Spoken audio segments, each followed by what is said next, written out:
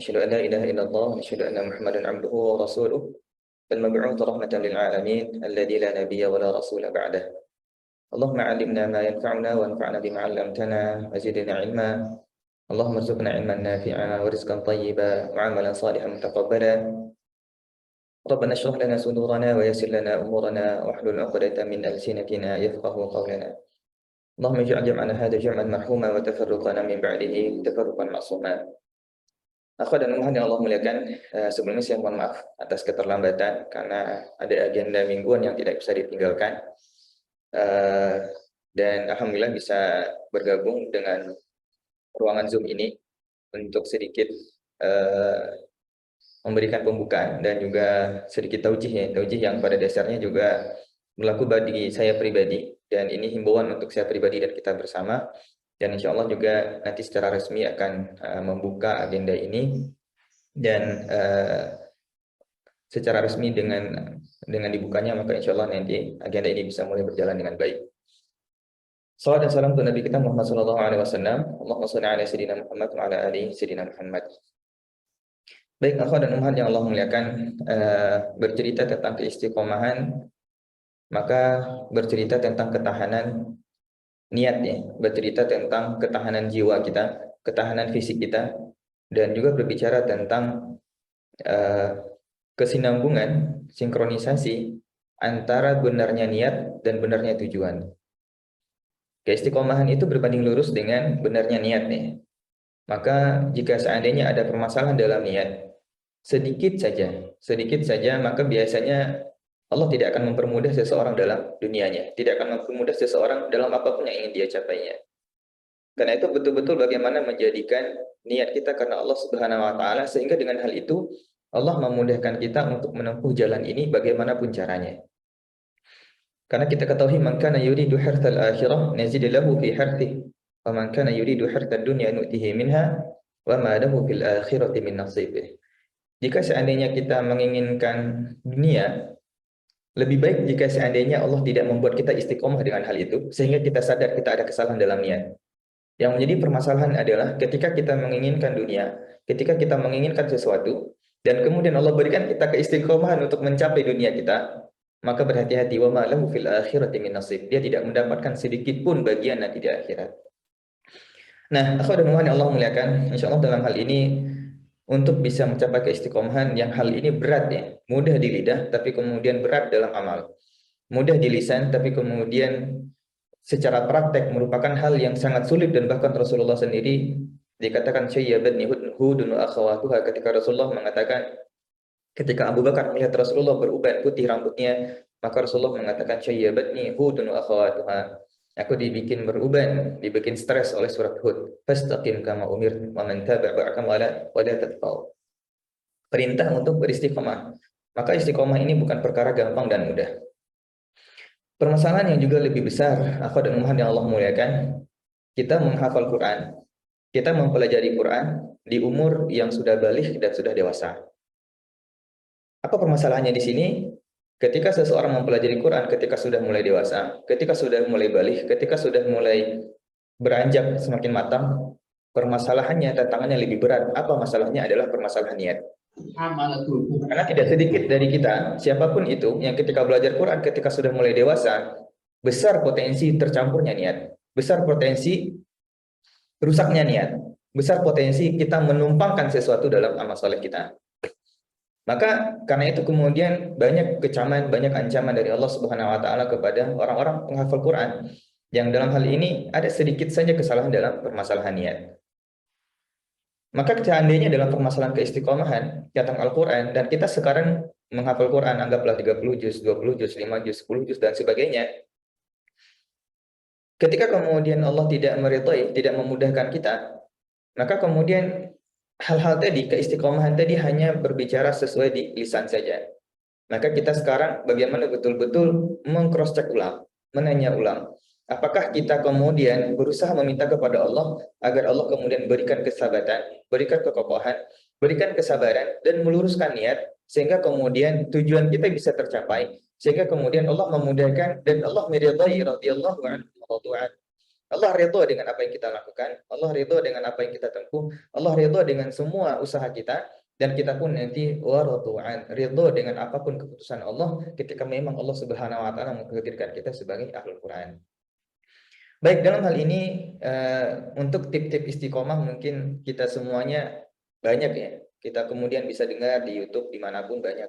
Permasalahan istiqomah adalah memang permasalahan bagaimana kita menjaga stabilitas perasaan, mengkontrol hati, dan apalagi para akhwat dan ummahat yang kemudian ada kondisi-kondisi mereka haid, mereka kondisi tidak sholat dan sebagainya. Maka bagaimana juga pada kondisi-kondisi ini, kondisi keimanan mereka stabil sehingga kemudian interaksi mereka dengan Quran dalam bentuk apapun tidak berkurang.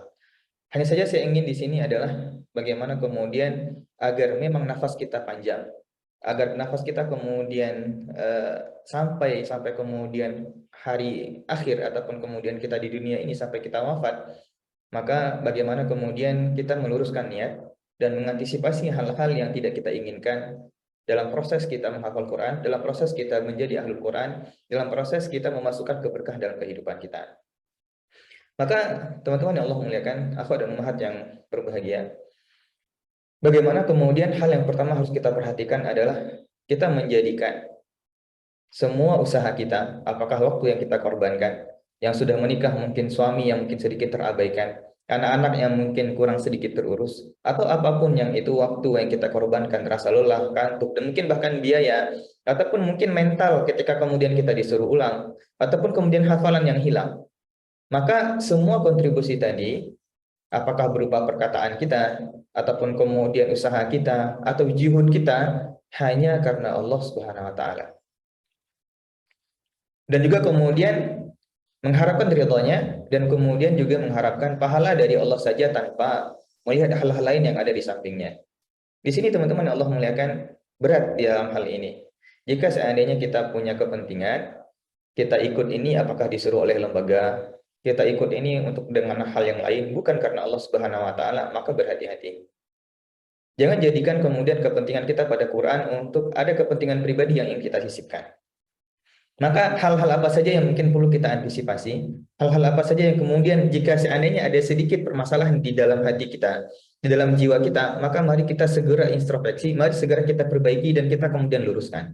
Bahkan mungkin tidak apa-apa, kita berharap bahwasanya apapun yang kita lakukan hanya jadikan itu karena Allah Subhanahu wa taala. Maksudnya apa? Tidak ada tujuan yang lebih mulia kita menghafal Quran melainkan adalah untuk kemudian Allah memberikan keberkahan kepada hidup kita, kemudian mampu kita berinteraksi dengan Quran kapanpun dimanapun, dan kemudian kita bisa lebih lama untuk berinteraksi dengan Allah di dalam salat nih.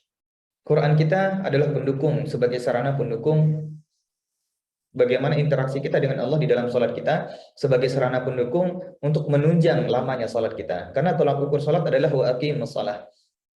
Maka al-ibrah fi tulil qiyam wa laysa fi tulis sujud wa ruku' ya. Maka al-ibrah menjadi tolak ukur di dalam salat adalah panjangnya qiyam. Apa yang bisa membuat qiyam ini panjang adalah hafalan kita, adalah Quran yang kemudian kita baca setelah surat Al-Fatihah. Maka di sini berhati-hati.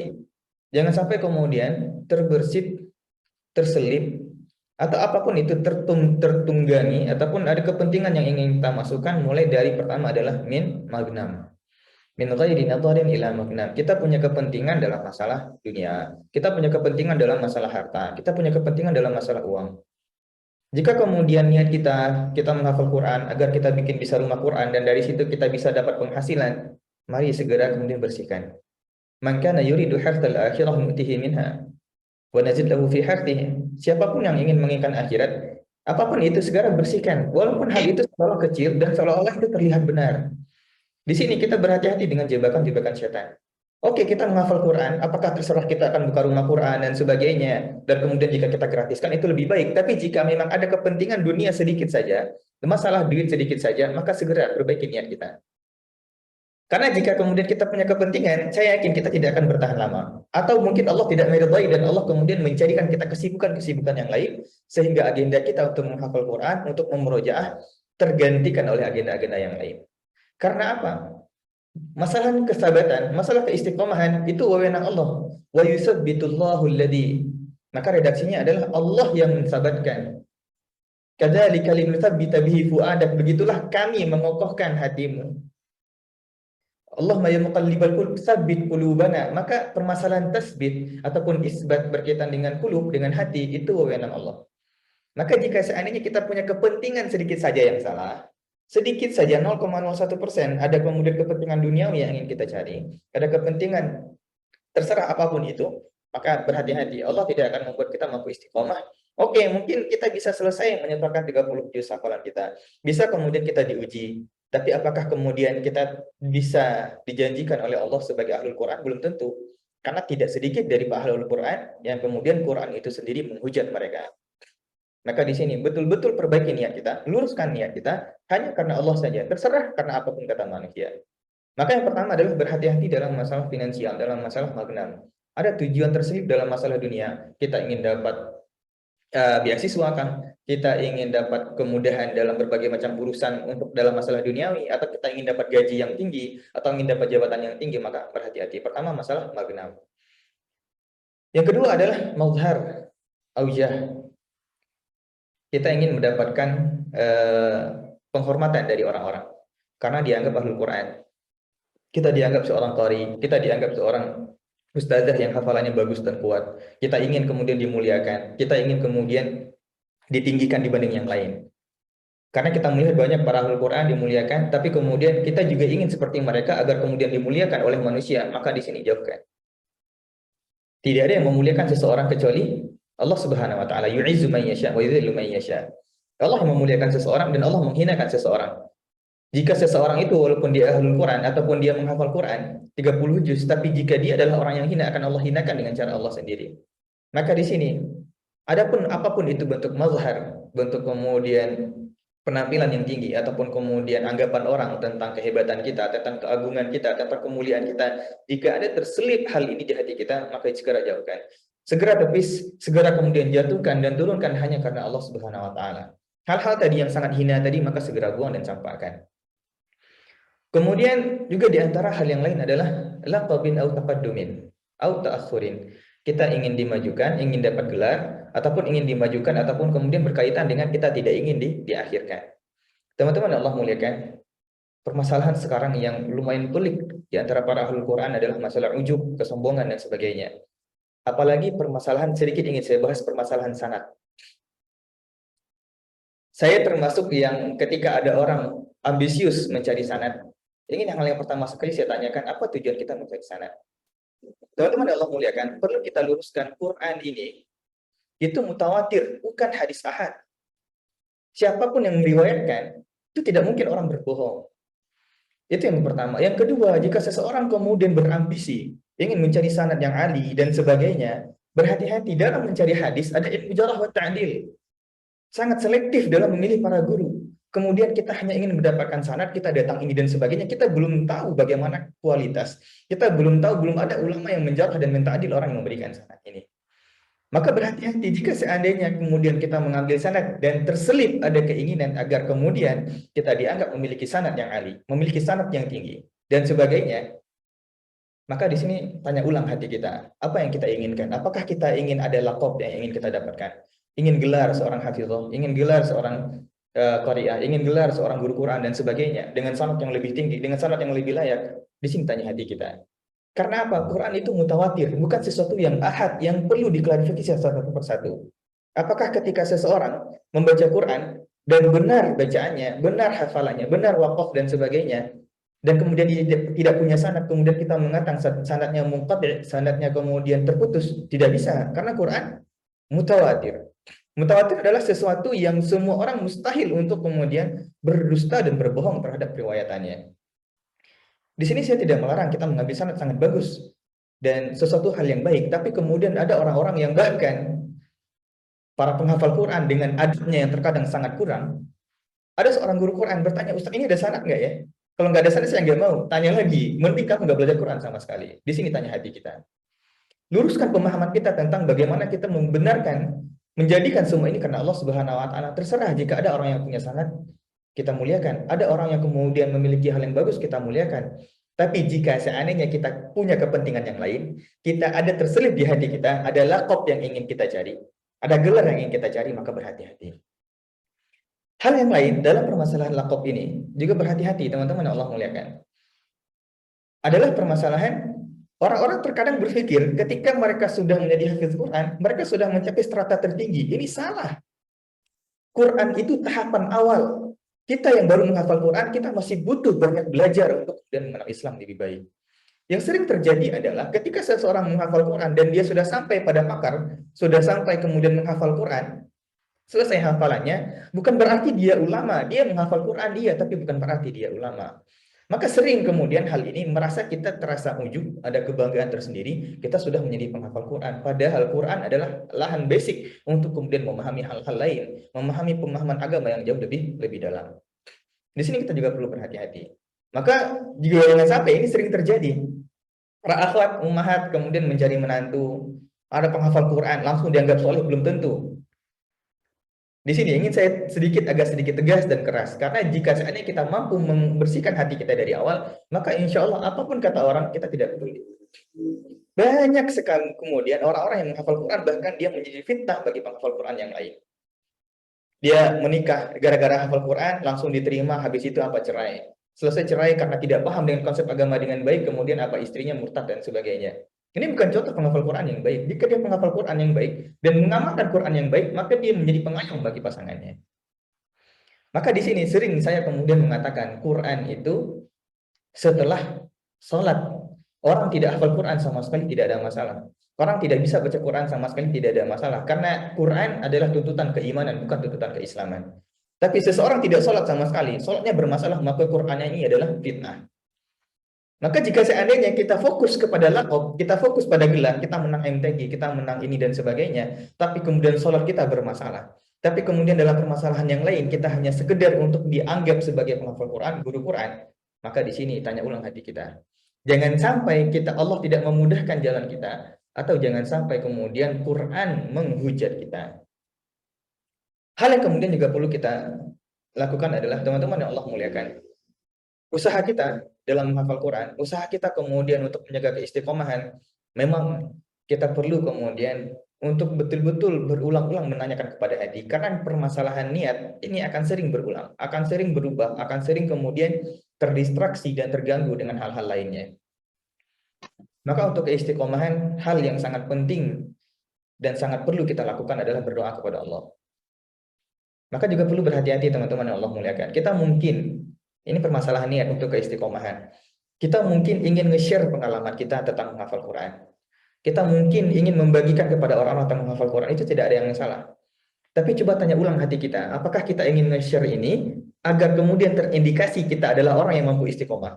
Adalah orang yang mampu untuk bisa bertahan? Apakah orang yang mampu dianggap sebagai penghafal Quran? Atau memang kita ingin nge-share kebaikan? Maka di sini hal yang sangat tipis, hal yang sangat rentan, kemudian kita menanya hati. Jika seandainya kita punya kepentingan agar kemudian lebih banyak orang-orang yang terinfluence oleh kita, orang-orang yang kemudian menyukai status kita, orang-orang yang menganggap kita sebagai penggerak Quran, influencer Quran dan sebagainya, tapi kemudian bukan ingin berbagi tentang kebaikan dan sebagainya, maka tanya baik-baik.